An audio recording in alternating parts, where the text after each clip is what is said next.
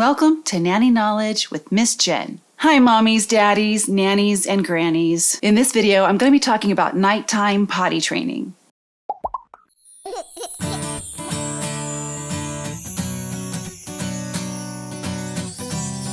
I invite you to subscribe to my channel so you can get updates and notifications every time I post a new video. Hit that notification bell, leave me some thumbs up.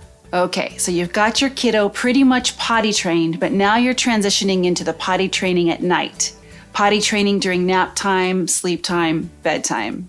As you know, I've been potty training toddlers for over 39 years.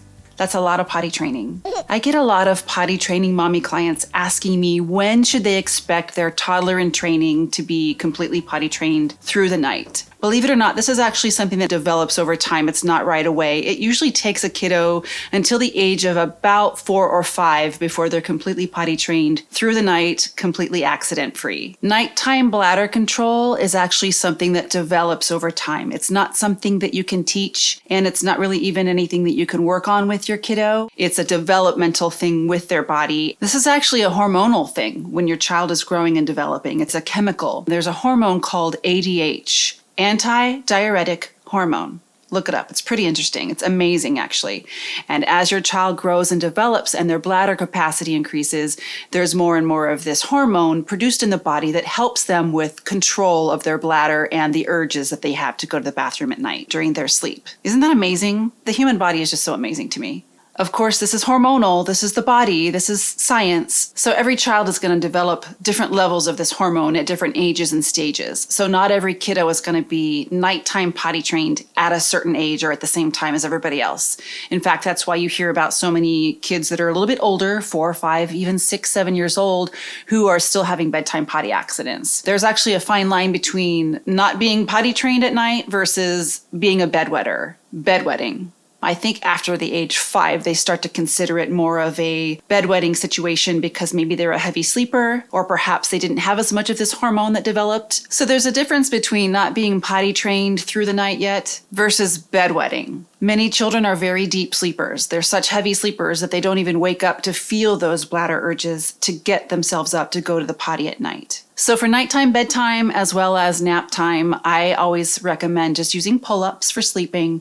There's nothing wrong with using a pull-up or a nighttime diaper for extra absorbency while they're sleeping to prevent those nighttime accident messes. Even if your child is doing the bare bottom technique, the bare bum method, or even if your child is already in the cotton underwear stage, I think it's still completely acceptable to be having them wear a pull-up while they're sleeping, both for nap time and nighttime. When you feel like your toddler might be ready to try cotton underpants for sleeping, I would suggest introducing it just for nap times at first, just in the beginning. Of course, nap times are shorter sleep stretches of time than all the way through the night for them. So give your toddler a chance to have a short, successful nap and waking up dry in cotton underpants. You'll want to see several dry wake-ups from their nap time wearing underpants before you try introducing cotton underpants for nighttime sleeping. Before introducing cotton underpants for sleeping, even just for nap time, I would suggest waiting until they've had several dry days in a row of no accidents, waking up dry,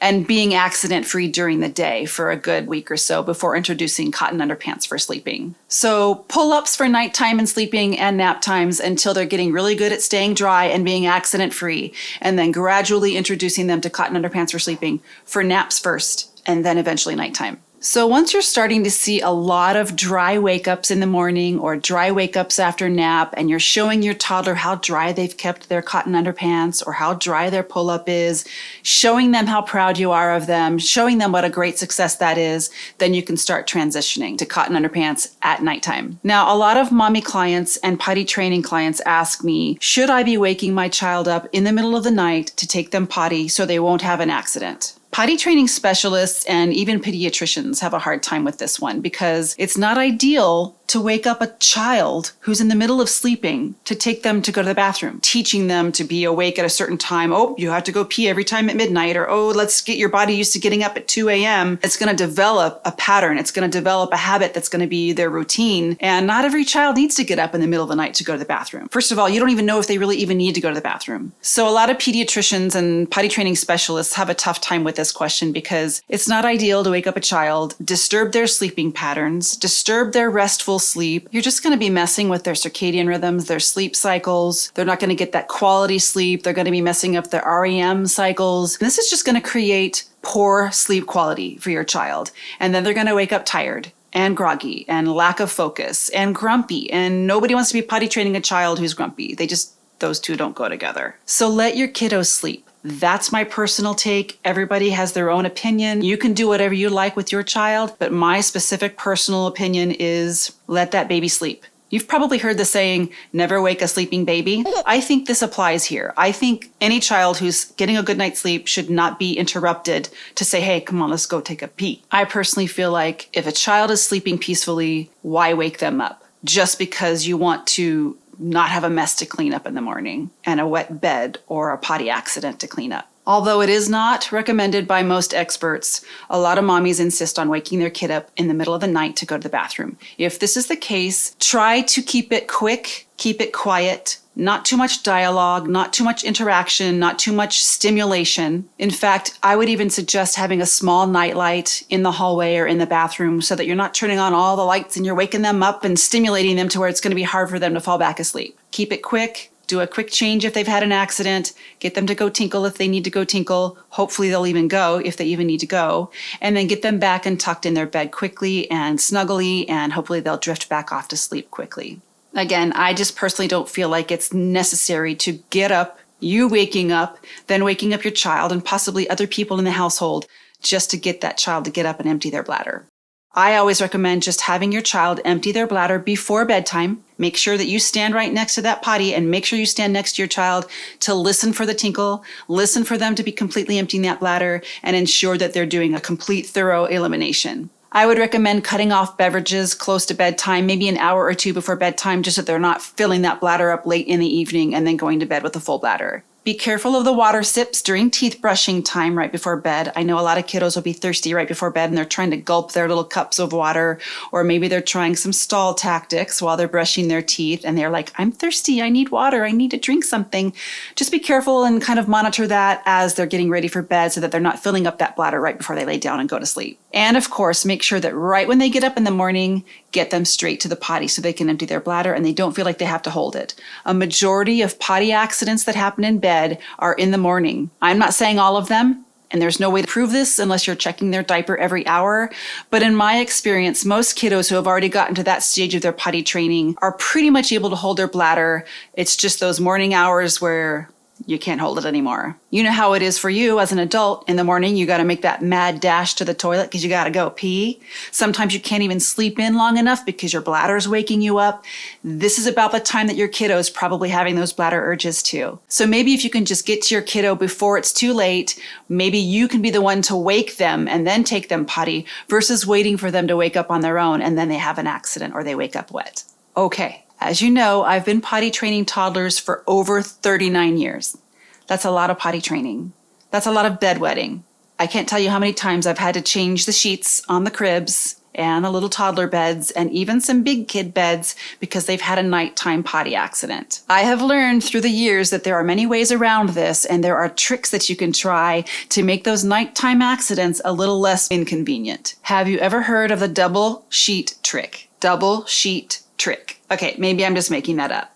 Maybe that's not really what it's called. But that's what I call it, and it works for me every time. Here's how it works. Make up some fresh sheets on your child's bed or crib in 2 layers. So you're going to do a protective plastic mattress cover on the mattress, and then of course the fitted sheet, and then the regular sheet or blankie or whatever they like to sleep with. Then do it again. Put another layer of plastic mattress cover, another fitted sheet, and another flat sheet with their blankies or their favorite little snuggles. This way, if you have to get up in the middle of the night because somebody's crying from the next room, Mommy, I wet the bed. Mommy, I had an accident. Mommy, I went pee-pee in my bed. You can make that middle of the night bed sheet changing session go a lot more smoothly. You gently, quietly walk into the room. You don't have to turn on a bunch of lights, maybe a little night light or your cell phone light. Remove your child from the bed gently. Do a quick change right there on the side of the bed. Put on new cotton underpants. Strip off that first top layer of the sheet, the fitted sheet, and the mattress cover. Throw it on the floor, dump it in the laundry room, set it down on the ground, whatever you need to do to get your child quickly and comfortably back into bed on that that new fresh layer of sheets. This will cut that cleanup time in half. Worry about the pile of wet sheets later, or if you really can't stand the smell or you're afraid they're going to sit there and be wet and stinky on the carpet, just throw it in the laundry room or toss it in the wash. Don't turn on your machine. Just go to bed. Go back to bed, get your sleep, worry about it in the morning. This way, you don't have to remake an entire bed in the middle of the night in the dark while your child is shivering or crying and everyone in the house is being awakened. Just put your baby back to bed quickly. You go back to bed and drift off to dreamland. Worry about the wet laundry in the morning. I talk a lot about this in some of my other videos. Nighttime potty routines, mattress covers, mattress pads and protective covers, nighttime potty accidents, transitioning from bare bum to pull-ups to cotton underpants. Tons of helpful advice and ideas that you can try and helpful information to help your kiddo get out of diapers. Potty training can be a challenge, especially those nighttime accidents, especially if it continues on as your child is getting older. Give it time.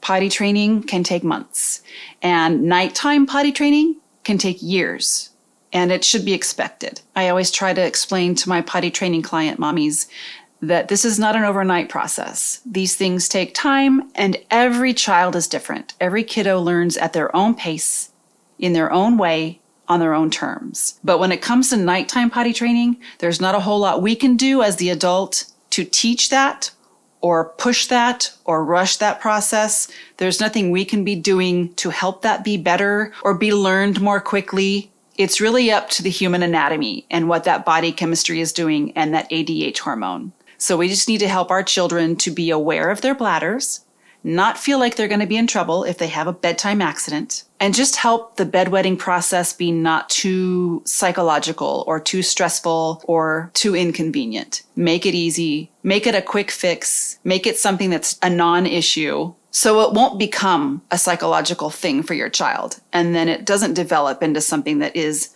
a bedwetter. Oh, my kid is a bedwetter. We don't want this to develop into something that they start to feel insecure about or feel like they have something wrong with them. We don't want siblings or other kiddos to make fun of them for this. It's really none of anybody else's business. If your child is having potty accidents at night in the bed, again, if you're in the potty training stage, this is just normal. This is to be expected, and it just takes time. But if your kiddo is getting a little older, 5, 6, 7 years old, past the potty training phase, and they're still having accidents at night and bedwetting, it's still actually considered to be normal. So don't fret, don't stress, and don't give your kiddo a hard time about it, because there's really not a whole lot that they can do about it, especially if they're a deep sleeper and they can't wake themselves up, or they're just not feeling those bladder urges. It's not their fault. It's human anatomy. It's human science. It's human chemistry, hormones. Your child cannot control their hormones any more than you and I can control ours. So let's not make this a thing that we're pushing on them or making them feel guilty about or making them feel dirty when we're stripping the sheets or pulling off their wet underpants or doing loads and loads upon loads of wet laundry. There are fabric softeners and detergents that you can use to get that urine smell out of the sheets. There are products that have enzymes in it that break down the urine smell. I'll leave some links for those down below for you. Good luck with your potty training. Good luck with those bedwetters. Good luck with the double sheet trick. Let me know if you have any questions. Leave your questions and comments down below. I'm always happy to help. You can do this, mommies, with a little bit of patience, some compassion, and a lot of love. I'm Miss Jen. Thanks for joining Nanny Knowledge with Miss Jen. Leave me a thumbs up and don't forget to subscribe.